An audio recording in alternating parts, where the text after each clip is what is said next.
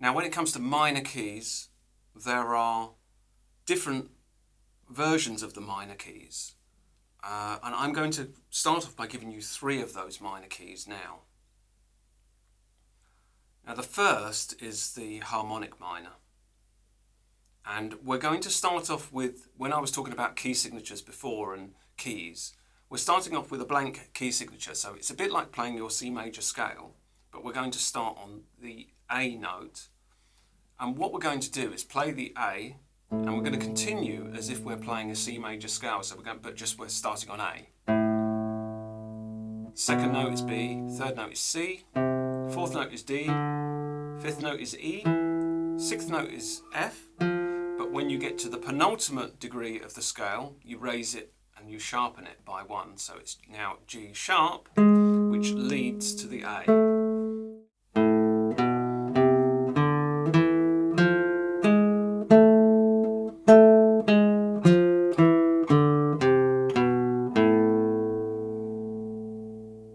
Now, if you're wondering why that exotic note, the G sharp, why it's important here, it's because one of the chords in A minor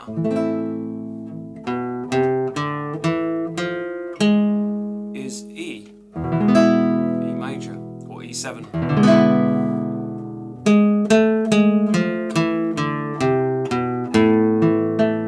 I'm playing the chord of A minor, going to the chord of E7, going to the chord of A minor.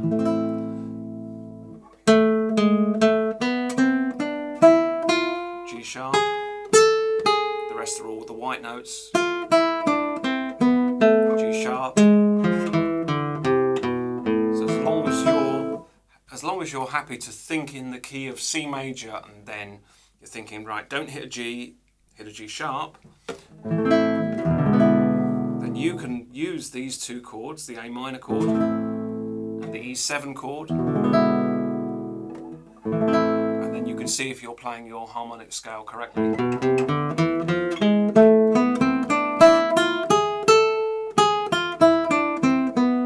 So it's A, B, C, D, E, F, G sharp, A, B, C, D, E, F, G sharp, A, G sharp, F, E, D, C, B, A, G sharp, F, E, D, C, B, A.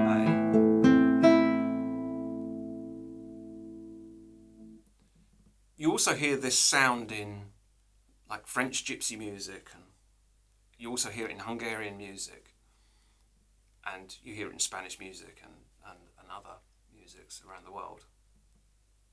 It's a very popular scale, and of course you can play these in different keys, so you can start to look at transposing these. For the more confident amongst you, you might want to look at playing those notes in a different area. And a simple way of doing that, if you have a capo, is just to stick a capo, say, on the 5th fret and play that scale, and then observe the notes, and then you could maybe take the capo off and then replace the notes that were being played with the capo with your index finger, and maybe you could try to attempt that scale like that. And then, of course, if you're moving up to the 5th fret and starting with an A, so you're starting A sharp, B, C, C sharp, so you'd be in the key of D now, and then you'd be attempting your harmonic minor with your capo there, and then play your harmonic minor scale as if you're playing A minor, but then you could take the capo off, and then you're playing D, E, F, and then you can carry on and work the notes out, work the names of the notes from knowing the shape. That might be a good exercise. The next scale in the series, apart from harmonic minor, is the melodic minor. Now that incorporates the element of the harmonic minor, that G sharp, which is raising the 7th degree of the scale, but we also, on the way up, the ascent, we raise the 6th note as well. So where we were playing 1, 2, 3, 4, 5, 6, we now raise our 6th note, which was an F, to F sharp, and then we play G sharp to A.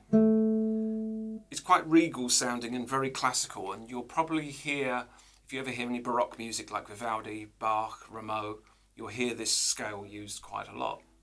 So it's A, B, C, D, E, F sharp, G sharp, A, B, C, D, E, F sharp, G sharp, A. Now this scale is quite unusual because on the descent, what you do is you flatten those two notes that you've raised. So the G sharp now becomes a G and the F sharp becomes an F. It's got a very distinctive sound to it in itself. So A, G, F, E, D, C, B, A. And then if you keep going, A, G, F, E, D, C, B, A. So you've got an ascent, raised 6th, raised 7th, descent, natural 6th and natural 7th.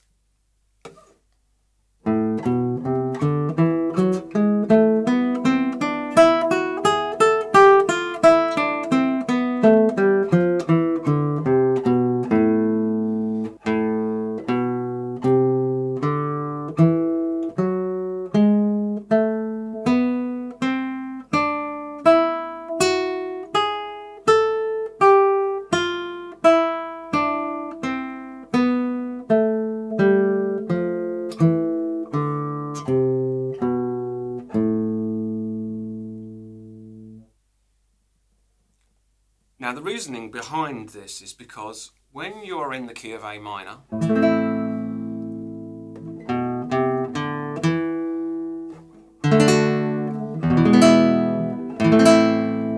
now I played A minor, D major, E major, back to A minor again. So that F sharp that you play on your way in the ascent helps to get this feel of what we're calling chord 4. 1, 2, 3, 4. Chord 4 is D major. Chord 5. 1, 2, 3, 4, 5. E major. Or E7 as the dominant. So you get this sound. But on the way down, where you've got your G natural, F and E, it enables you to be able to have the sound of E minor, D minor, A minor.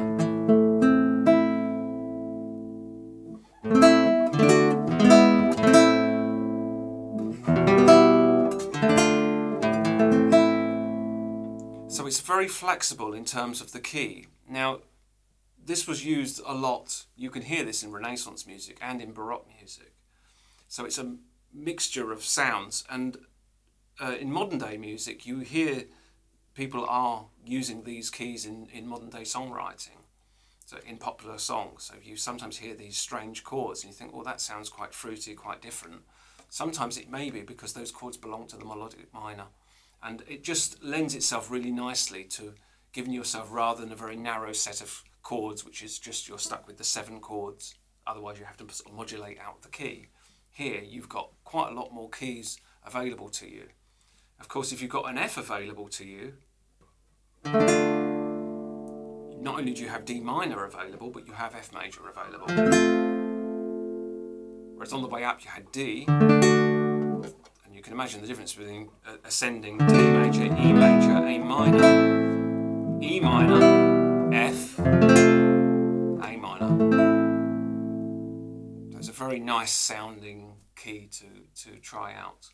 And again, if you want to try this one out elsewhere, you could stick, say, a capo at the 5th fret and try and play that scale and pretend you're playing it as if you're playing it with the open strings, and then look at those notes. And then if you're on the 5th fret, A, B, C, D, you're in the key of D now, and then you could be trying to play your D melodic minor scale just finding those notes and getting used to the sound. Take the capo off, see if you can repeat that by playing the notes played by the capo with your index finger, and then see if you can play all of the other notes. The final minor scale in the series is what's often called the natural minor, which is the Aeolian mode. Now, at some other point I'm going to be explaining modes, but not in this series of lessons.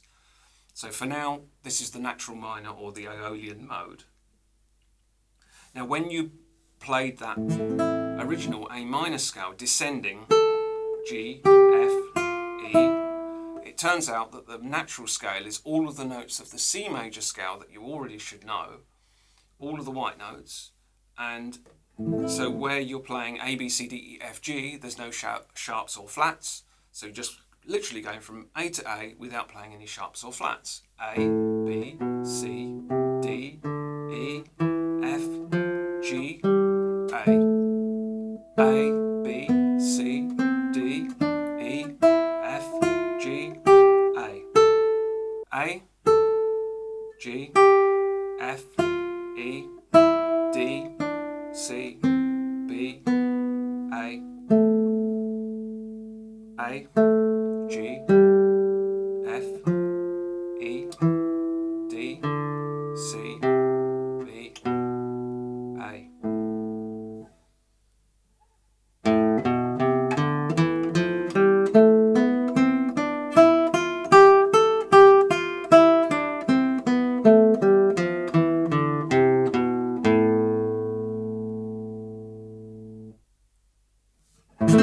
So we've got A minor. So if you've got G and F, you've got those same options that we had before. F major, you've got, G major, D minor. All of the chords that use all of those white notes. C major, D minor, E minor, F, G major.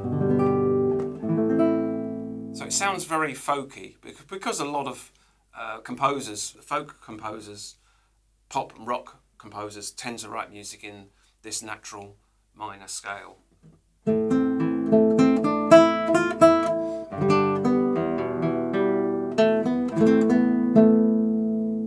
So you hear that, what people think of Renaissance music. It's got that old type sound in it. So people use that to make the music sound more reflective. Whereas the harmonic minor, to recap, is a bit more fruity when it comes to this G sharp. It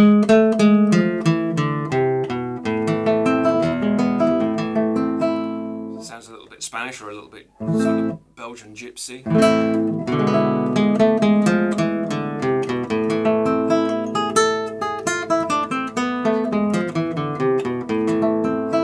And the melodic minor has that part of that natural minor scale in it, and it has the more that leading, that regal sounding, to go into D major, go into E major, go into A minor, with the leading sixth, the leading seventh, leading sixth, leading seventh, and then natural minor effectively on its way down, all of the white notes. And then your natural minor is all the white notes.